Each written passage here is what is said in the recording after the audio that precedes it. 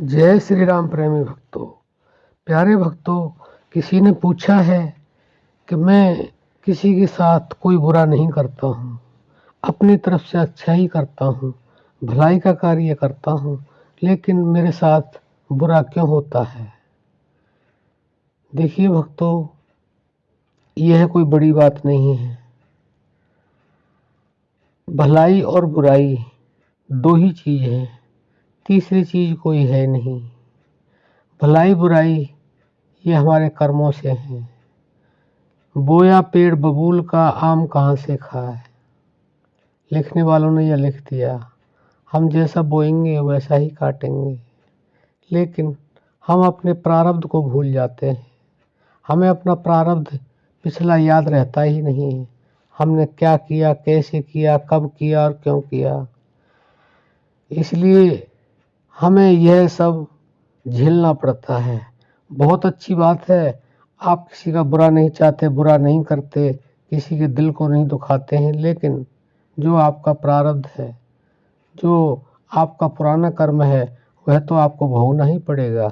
यह तो आपकी नई खेती है, लेकिन जो पुरानी खेती है वह तो आपको काटनी ही पड़ेगी ना, क्योंकि जैसा बोया वैसा काटो।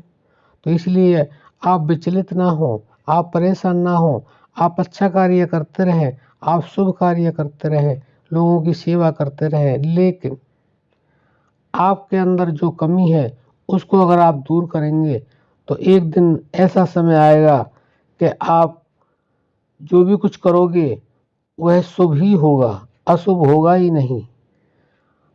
क्यों होगा? वो इसलिए होगा क्योंकि आपके जो पुराने कर्म है, जो आपका प्रारब्ध है, वो इतना बढ़िया नहीं है।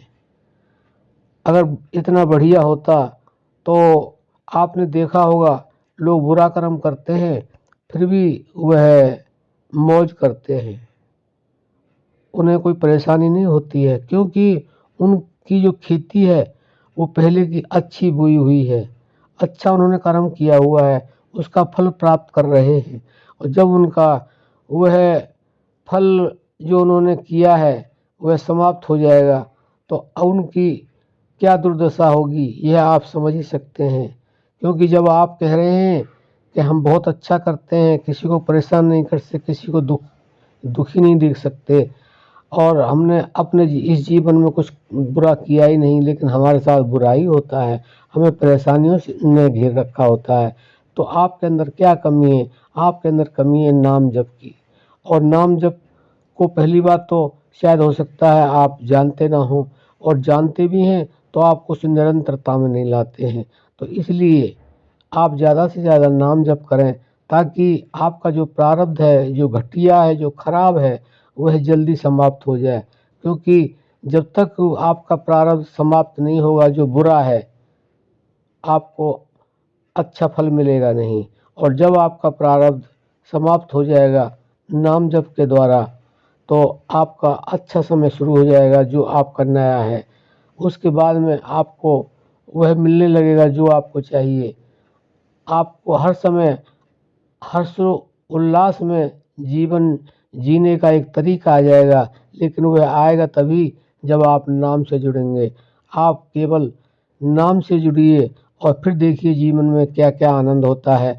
और इस जीवन में नहीं, आगे आने वाले जीवनों में भी आपको उस आनंद का अनुभव होता ही रहेगा, लेकिन करना आपको ही पड़ेगा।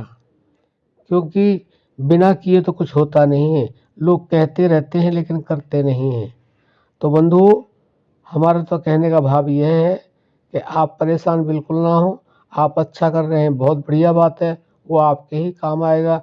लेकिन जो पुराना है उसको समाप्त करने के लिए आपको ज़्यादा से ज़्यादा निरंतर नाम जप करना ही होगा। और जब आप निरंतर नाम जप करते रहेंगे तो आपका जो पुराना है, जो प्रारब्ध है, वह समाप्त हो जाएगा। और उसके बाद में आपको वह आनंद मिलेगा जिसके बारे में बताया नहीं जा सकता है। तो आशा करते हैं आप समझ गए होंगे कि आप अच्छा करते हैं फिर भी आपके साथ बुरा क्यों होता है, आपको परेशानी क्यों होती है, आपको जो चाहिए वह क्यों नहीं मिलता है। इसका सिर्फ यही कारण है क्योंकि नाम जप आपका बहुत कम है और लगातार नहीं है। जब नाम जप में निरंतरता आ जाएगी और आपका विश्वास दृढ़ हो जाएगा। आप परमात्मा के साथ पूर्ण समर्पण के साथ जुड़ जाएंगे तो आपको ऐसा कुछ होगा ही नहीं जो अब हो रहा है। आशा करते हैं आप समझ गए होंगे। अब हम अपनी वाणी को विराम देते हैं। जय श्री राम।